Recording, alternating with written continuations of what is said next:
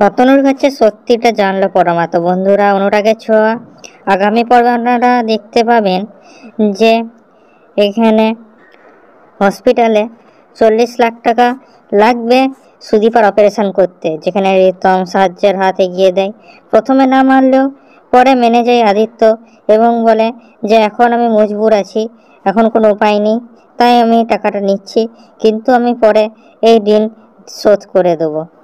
অন্যদিকে আমরা দেখতে পাই পরমাকে, যেখানে সে যায় অতনু আর শ্রুতির কাছে, যেখানে শ্রুতি কথা শোনায় সুদীপাকে, যেখানে সুদীপাকে বলে যে ওই মেয়ে তোর কেউ হতে পারে না, তোর সঙ্গে ওর কোনো সম্পর্কই নেই।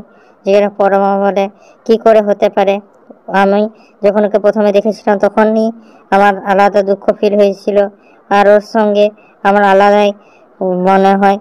যেখানে শ্রুতি বলে যে ও তোর বোন হতেই পারে না।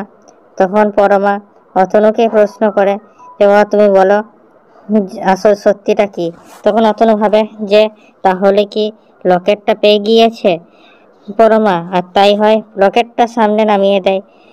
এখানে অতনুর সামনে যেখানে লেখা আছে স্বরূপা, যেখানে প্রশ্ন করে যে এই লকেটটা কোথা থেকে এলো। এরকম সেম লকেট সুদীপার কাছেও ছিল, বাস এই লকেটে স্বরূপা নাম লেখা আছে।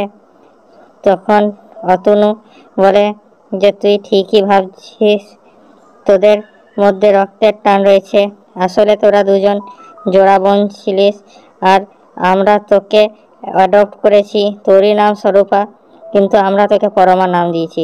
তো কি লাগছে বন্ধুরা সত্যটা জেনে?